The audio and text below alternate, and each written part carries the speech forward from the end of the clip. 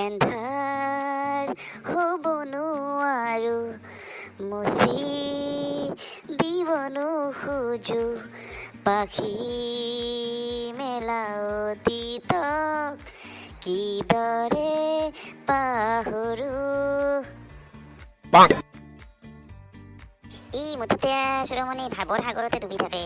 কি জীৱ ইয়াৰ লগত কি শিৰোমণি ভাৱৰ সাগৰত ডুবি গৈছে দেখোন তই। নহয় তোকে ৰখি আছিলো। ব আজি এটা কাহিনী লৈ আহিছো তোৰ কাৰণে, শুনবি না? নহনো তোৰ কাহিনী নহনো, এলান থ ভাল কাহিনী কম দে, কিবা এটা শিক পাৰবি কাহিনী তোৰ পৰা। হয় নেকি? কিবা শিক্ষা পাবি নেকি? দেচোন দে ক। এখন পৰ্বতত এটা প্ৰাচীন মন্দিৰ আছিল। সেই মন্দিৰটো এটা পূজাৰী আছিল।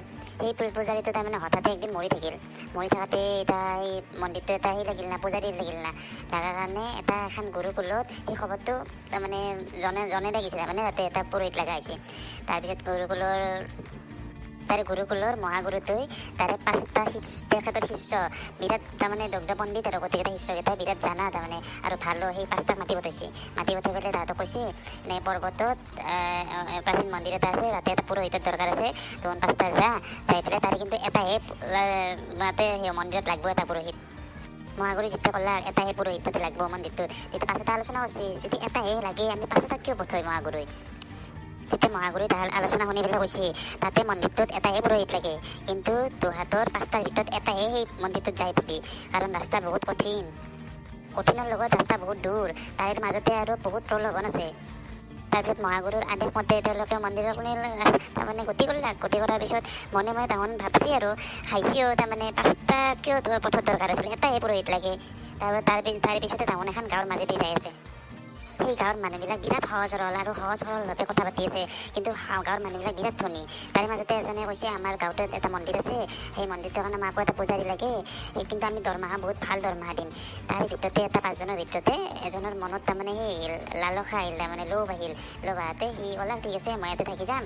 তাৰপিছত সেই এটা তাতে ৰৈ গ'ল আৰু সেই মন্দিৰটোত সেইখন গাঁৱতে। তাৰে পিছদিনাখন সেই যোনকেইটা 4টা ৰৈ গ'ল, সেই তাহোনাৰ নিজৰ ৰাস্তাত গতি কৰিলে আৰু যাই থাকোঁতে এখন তাৰমানে ৰাজ্যৰ মাজেদি যাই থাকোঁতে তাতে ৰাজাক মাজতে লগ পালাক। এই ৰাজাক লগ পোৱাৰ পিছত ৰাজাই তাৰমানে 4টাৰ ভিতৰত একজন তাৰমানে ৰজাৰ চকুত পৰিল। সেই 4জনৰ ভিতৰত এটা বিৰাট সাহসী আছে আৰু তেজস্বী, তাৰমানে সেইটো দেখিবলৈ ৰাজা ভাল লাগি গ'ল। ৰাজাই ক'লাক মোক এটা এনে তোমাৰ দৰে এটা সেই লাগে জহাই লাগে, তাৰমানে মোৰ এটা ছোৱালী আছে, তেওঁৰ লগত মই বিয়া দিম, আৰু মই যেতিয়া ধৰিলা মই মৰি যোৱাৰ পিছত সেই ৰাজ্যত তুমি ৰজা হৈ যাবা। তাৰপিছত সেই ল'ৰাজনে ৰাজাৰ কথা শুনি পেলাই মনটো ভাল লাগি গ'ল। সি তাৰমানে এটা টাইমত সেইখন ৰাজ্যত ৰজা হ'ব, সেইখিনি তাতে ৰৈ গ'ল আৰু সেই 3টা ল'ৰাই আৰু নিজৰ যাত্ৰা আৰম্ভ কৰিলে। আৰু তাহাৰ মনত এটা এই মহাগুৰুৰ কথাখিনি ঘণ্টাৰ দৰে বাজি আছিল মনত। বোলে ৰজা কি বুলি কয় গুৰুজীয়ে কৈছিল এইটো কথা, এই ৰাস্তা বহুত মুস্কিল আছে আৰু সেই ৰাস্তাত তাৰমানে লোভ বহুত প্ৰলোভন আছে। সেইখিনি কথা তাহোন ভাবি যাই পেলাই তাহোন মনতে কৈছে আৰু আমি কোনো লোভত নকৰো, আমি নিজৰ ৰাস্তাত যাই থাকিম। সেই যাই থাকাৰ মাজতে তাৰমানে আন্ধাৰ হৈ গ'ল। তাহোন এতিয়া আন্ধাৰতে যাব নোৱাৰোঁতে সেই জংঘল বেছি, তাৰমানে জংঘলৰ মাজত এটাই ঘৰ আছে। সেই ঘৰত চাকি এটা জ্বলি আছে। তাহোন আগবাঢ়ি গ'ল, যাতে সেই ঘৰটোত তাৰমানে এটা অকলে ছোৱালী এটা আছে। তাৰ ছোৱালীটো ক'লাক কোৱাৰ পিছত আমি ইয়াতে ৰাতিতে থাকিব লাগিব, তাহোন বাহিৰতে থাকলাক। সেই ছোৱালীটোৱে তাৰমানে খিৰিকী দিয়ে তাহাক খাদ্য খানা খাই পেলাই তাই কৈছি এখন দিন এটা কৈছি তুমি চিন্তা নকৰিবা, তোমাৰ মা দেউতা নাহাকলৈকে আমি ইয়াতে থাকিম, আমি ৰাতিপুৱালৈকে তোমাক ৰক্ষা কৰিম, চিন্তা কৰিব নালাগে তুমি। সেই ৰাতিপুৱা হওঁতে এটা তাৰে 3টাৰ ভিতৰত এটাই তাৰমানে সেই ছোৱালীটোক ভাল পাব আৰম্ভ কৰিলাক। তাই ভাল পোৱাৰ পিছত ৰাতিপুৱা হোৱাৰ পিছত এটা কৈছে এই মাক দেউতাক নাহাকলৈকে মই ইয়াতে ৰখিম, তহঁত দুটাই নিজৰ ৰাস্তাত গতি কৰ। তাই নিজৰ ৰাস্তাত গতি কৰাতে তাহোন এখন গাঁৱৰ মাজেদি আৰু পাৰ হৈছে। তাতে সোমোৱাৰ পিছত গম পালা এখন গাঁৱৰ মানুহে তাৰমানে ভগৱানক নাম নেয়ে, কোনো ভগৱানক নাম নে, নাস্তিক আছো। তাৰপিছত সেই 2জন ল'ৰাৰ ভিতৰত এজনে তাৰমানে মনত ভাবলাক, তাৰমানে তাৰ ইগ' এটা জন্মিলাক। ইগ'ত তাৰমানে সি ভাবছি এখন গাঁৱক মই তাৰমানে ভগৱানৰ বিশ্বাসটো দিহে এৰিম, লগা হ'লে মোৰ গোটেই জীৱন এখন গাঁৱতে গুচি যাওক, মুঠতে মই এইটো গাঁৱৰ এৰি নাযাওঁ, মই গোটেই জীৱন এতে কাটি দিম। এখন যদি ভগৱানক বিশ্বাস নকৰে মই মুঠতে বিশ্বাস দিয়ে এৰিম। তাৰপিছত আৰু এটা যোনটো ল'ৰা ৰৈছি তাক কৈছে তই নিজৰ ৰাস্তাত গতি কৰ, মই এতিয়া এখন গাঁৱত ৰখি যাম। সি ৰখি গ'ল। তাৰপিছত যোনজন ল'ৰা ৰৈ গ'ল সি তাৰপিছত সেই পৰ্বতৰ প্ৰাচীন মন্দিৰটোত যাই পেলাই সি পুৰোহিত হৈ থাকিল।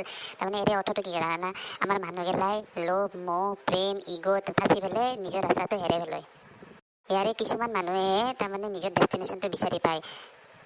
তাৰমানে এই লকডাউনৰ কাৰণে দুনিয়াখন ৰখি যোৱা নেকি জানা তথাপিও নিজৰ যোনটো শক্তি আছে সেইটো দেখাব লাগিব আমাৰ মানুহগিলাই ভয়টো পিছত ৰাখি পেলাই আমি চেষ্টা কৰিব লাগিব আজি বহুত চাবি আমাৰ মোৰ লগ আছে তোৰ লগ আছে এই মোৰ আমাৰ দৰ্শকসকলে কিমান লগ আছে সেই লগগিলাৰ কিমানৰ চাকৰি গুচি গৈছে যাৰ মাহত দৰমহা কটা গৈছে কিন্তু তাৰে ভিতৰতে আমাৰ বন্ধু বহুত আছে এনেহেন যোনে হাৰ মানা নাই তখন কৈছি লগ গেলাই আমাৰ চাকৰি গেছি হয় কিন্তু আমি নিজৰ বিজনেছ আৰম্ভ কৰিছোঁ নতুন এটা লক্ষ্য বিচাৰি পাইছে তাহাঁতে গম না হয় দে ভাই তই সঁচা কথা কৈছা তাৰমানে কি জানা ভগৱানে এখন দৰ্জা যোন বন্ধ কৰি দিয়ে আৰু চাৰিখন দৰ্জা খুলি দিয়ে সেই চাৰিখন দৰ্জা খুলি দিয়ে তুমি নিজে বিস্তি ল'ব লাগিব এনেই হাতত হাত ধৰি পেলাই বহি থাকিলেতো লাভ নাই এনে নিজে আগবাঢ়ি যাব লাগিব কৰাৰ কাৰণে একদম নিজকে তাৰমানে দুৰ্বল বুলি ভাবি পেলাই একো লাভ নাই নিজৰ শক্তিশালীটো দেখাব লাগিব মানুহে সেইটোৱে কথা